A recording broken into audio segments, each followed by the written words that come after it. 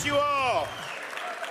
Are you ready to work together so that we can send Joe Biden back to his basement in Delaware where he belongs? I'm so happy to be here. We see the problems in this country. You see the economy where you pay more for daily necessities like groceries. Meanwhile, the people in this town, with all the spending, the debt, and the printing that's been done, they're living high on the hog. You see a southern border that's wide open. You see illegal aliens pouring in and massive amounts of deadly narcotics coming in. You see cities that have been overrun with crime, places that have been hollowed out like San Francisco. And we see a federal government whose agencies have been weaponized against their fellow Americans, including people of faith. And underlying all that is the fact that the left is lighting the fire of a cultural revolution all across this land. The fire smolders in our schools, it smolders in corporate boardrooms, it smolders in the halls of government. We are told that we must accept that men can get pregnant. We are told to celebrate a swimmer who swam for 3 years on the men's team and then switches to the women's team and somehow is named the women's champion. We are told to sit idly by as they try to rewrite and distort our history and demean the founders of this nation. We have had to watch as a football coach had to go all the way to the U.S. Supreme Court just to get his job back for the, quote, crime of saying prayers at the midfield after football games. And, of course, we see professional sports teams openly elevating groups who overtly demean people of faith. Let's just be very clear about this. We did not start this fire. But as President of the United States, I will lead the effort to extinguish the fire of cultural Marxism once and for all across this country.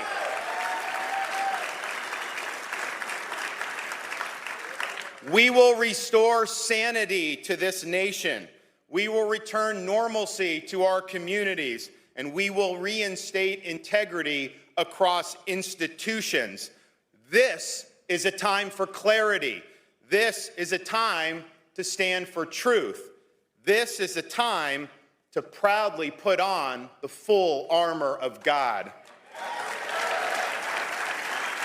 Now, what's called for right now is leadership. And leadership means that you know what's the right thing to do. You have your sights fixated on what true north is. You don't let people divert you off course, the media, the polls, none of that. You follow through and you get things done. And I'm happy to say that's exactly what we've done in Florida. That's exactly what we will do as president. When the world went mad during COVID, when common sense suddenly became an uncommon virtue, the state of Florida stood as a citadel of freedom and a refuge of sanity for citizens all across this country. We refuse to let our state descend into some type of Faucian dystopia where people's freedoms were curtailed and their livelihoods were destroyed. No, we protected the right of people to worship in church. We protected people's freedom, their ability to work, businesses to operate, and made sure our kids could be in school every single day in person. In short, we chose freedom over Fauciism, and we are better off for having done so.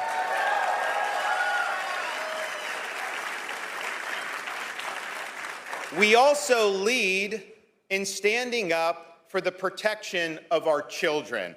And it's sad to say, but in the cultural moment we find ourselves in, our children are being targeted for indoctrination in schools and programming, everything under the sun. In the state of Florida, when we saw that happening, when people wanted to put gender ideology in the schools, we drew a line in the sand and said, no, not on our watch. We are going to stand with the rights of parents. It is inappropriate for a teacher to tell a second grader that they may have been born in the wrong body or that their gender is a choice. And so we made sure to enact that into law. Now, there are a lot of people in Florida that love that we did that. The parents loved it, regardless of party, because they want to focus school on the basics. They don't want schools to be tools of indoctrination. The left didn't like what we did. The media didn't like what we did. And there happened to be a company you may have heard of in Central Florida that didn't like what we did, named Disney. And people said, you know, they're so powerful when they lean in on an issue in Florida, they always get their way. There's no way that the governor is going to be able to withstand that. And so this parents' rights bill is going to end up crashing and burning. And, you know, I know that they ran things in Florida for a long time, but all I can say is we run the state of Florida. We don't subcontract out to woke corporations in Burbank, California. So here we stand. And we signed the legislation. And we also ensured that if they're getting legacy benefits where they had their own government, that was in the 60s, I didn't do that, they were treated better than any person or company in the entire state of Florida, and yet they were signing up for the sexualization of children. Not just with this bill, but they've admitted it in their own programming. And so as a father of three, that's not something that sits well with me. So we had to make the decision to say, you know, we are not going to put you on a pedestal in this state. And so we ended Disney's self-governing status in the state of Florida. And I know, and the sad thing is, no, I know, the sad thing is a lot of these Republicans are siding with Disney, and they're attacking me. And here's what I will say. We oppose the sexualization of children. We will do battle with anybody who seeks to rob our children of their innocence. And on those principles, there will be no compromise. We will fight the woke corporations.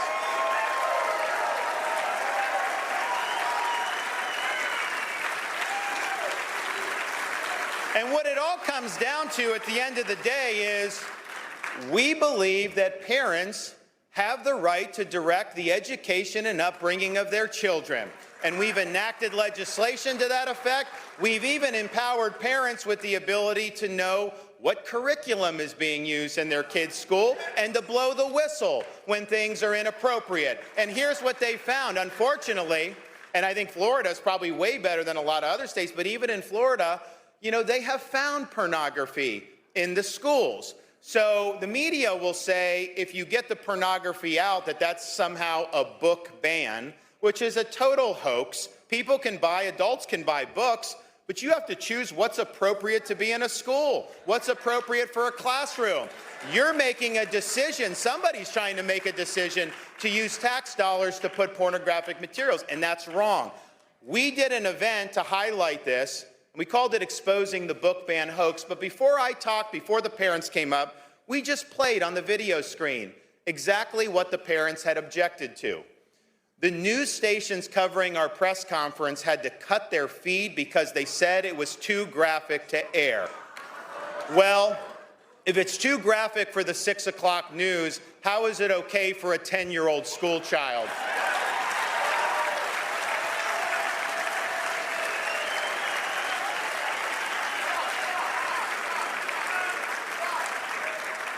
And I know we see debates right now about the ability of women to compete fairly in sports, and people like Riley Gaines are standing up for doing what's right, and I appreciate all that.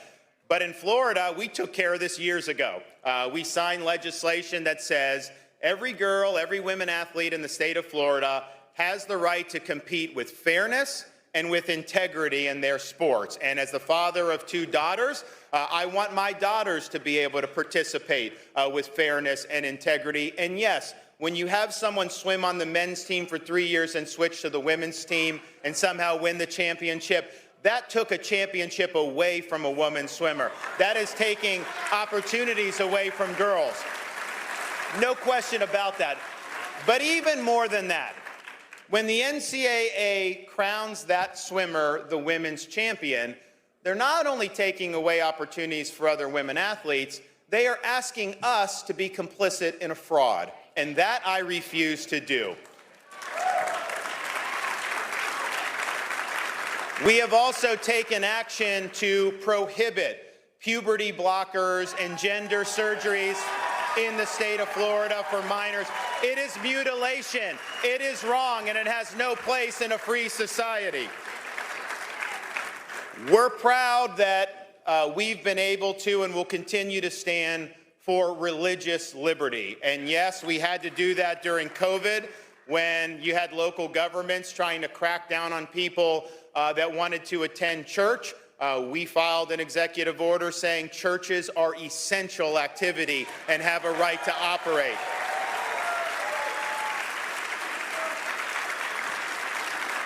We've also taken action to ensure that athletes have the right and sports teams have a right to say prayers before games, and also to have a mandatory moment of silence in our schools so that students can pray before they start the school day.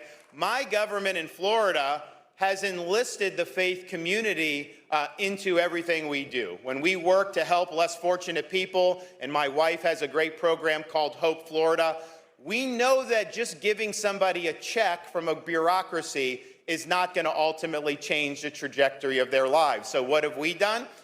We've created something called the Care Portal, where people in need can say what they need, but then groups in the community, businesses, nonprofit, and yes, our churches and synagogues are able to connect.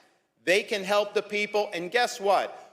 Once they are in the hands of people who care, once they have an ability to not just receive statecraft but soulcraft, we never see them come to the government office again for help. They are on the road to self-sufficiency. So we've embraced the faith community, and we know that it works to embrace the faith community. We've also empowered parents to be able to send their kid to the school of their choice, including religious schools. You have universal school choice in the state of Florida, the largest expansion of school choice in American history. We were proud to be able to get that done. We also said when I ran for governor that I would be the most pro-Israel governor in the country, and we have delivered on that promise. We stand with the state of Israel. We have fought companies who have tried to stigmatize Israel through things like BDS, and we've put them on our dink list, and we've gotten companies like Airbnb to back down, because we understand places like Judea and Samaria are historical, biblical Jewish lands. They are not occupied territory. It is disputed territory, but those have a strong connection to the Jewish people going back thousands and thousands of years, and all you have to do is open up your Bible and start reading to see that.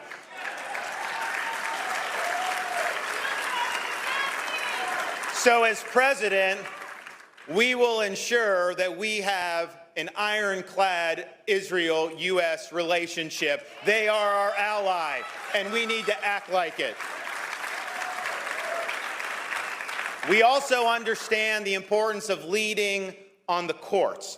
When I became governor of Florida, our state Supreme Court in Florida was perhaps the most liberal Supreme Court anywhere in the United States. Well, we've now been able to make 7 appointments to that court, and Florida now has the most conservative Supreme Court anywhere in these United States, and we got more work to do.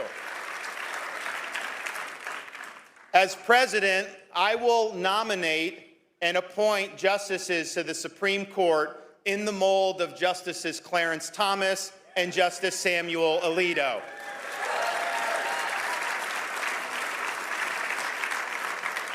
We will also stand and defend them against scurrilous attacks that you're seeing in the media and by left-wing groups. The left knows they have lost control of the court, and they don't like it. If they're able to sweep in 24, they're going to pack the U.S. Supreme Court with liberal justices. You may have 13 people on the Supreme Court after they get done with it, and they will install a liberal majority. So they're hard at this effort of trying to lay the groundwork for that by delegitimizing our great conservative justices. And let me just say, I stand with Justice Thomas. I stand with Justice Alito in the face of these attacks. They are wrong. We have also delivered in Florida on promoting a culture of life. And that means signing the heartbeat bill into law that protects unborn children when there's a detectable heartbeat. It was the right thing to do. Don't let anyone tell you it wasn't. But we understand that being pro-life starts there, but it doesn't end there. In the state of Florida, we've enacted family-friendly policies. We now have the elimination of all sales tax on all baby items, diapers, wipes, cribs, strollers, clothes, you name it, that's in the bag. Now, my wife and I have a 6', 5", and a 3-year-old. When I signed this into law recently, I had a big smile on my face. I came home, and she deadpanned to me, because our kids are out of diapers now, and she said, "Why didn't you do this 4 years ago?" Well, you know, we did a lot over these 4 years, but we're really proud of that, and we're proud of all the support that we've offered for foster care, for adoptions, and for single moms. It's important that we walk the walk and just not talk the talk when it comes to right to life. So here's, I think, where we find ourselves. You need the leadership, because for far too long, we've had a lot of Republicans that get into office, and they're almost like potted plants. They don't want to lead. They want to follow polls, have their finger in the wind. They do not want to take on fights that are going to lead to the media attacking them or the left attacking them. And so what they end up doing is, yeah, you know, they'll do a tax cut here, something there, but they tend to defer to the media. They defer to corporations. And what that means in this day and age is that the left will win, because they're going on all fronts. They're pushing their agenda through the schools. They're pushing their agenda through corporate America. They're pushing their agenda through an unaccountable bureaucracy. If all you say you're going to do is sit there and only deal with taxes and certain spending issues, then you're giving away the game. So you need full spectrum leadership. You need to understand that the threats to freedom are not limited to what happens in an election or even in the halls of government, but it extends far broader to that. We understand that in Florida, and that's why we've become the free state of Florida, because we've protected this freedom all across the board. We need to get busy with this in Washington, D.C. As president, we will reverse Biden's disastrous economic policies. We're going to stop spending this country into oblivion. The state of Florida, we have millions of more people than New York State does now, and our budget is half the size of New York State. When there's excessive spending, I veto it. Our debt is the second lowest per capita in the country. Don't tell me it can't be done. We're not destined to plunge this country into debt-ridden destitution, and so we need a new way of thinking. We also need to unleash all of our domestic energy here in this country. We have resources. Don't force people into electric cars. Don't force them to use windmills. Let's use what we have. It's better for your pocketbook, but it's also better for our national security.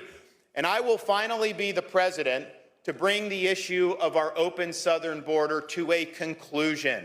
I've heard about this since I've been an adult. For decades, we've complained about the open border. We've complained about everything that's happening. Now is the time to act. On day one, we declare a national emergency. We mobilize all assets, including the military. Yes, we build a border wall, but we stop the invasion, and we hold the drug cartels accountable for the carnage that they are causing in this country.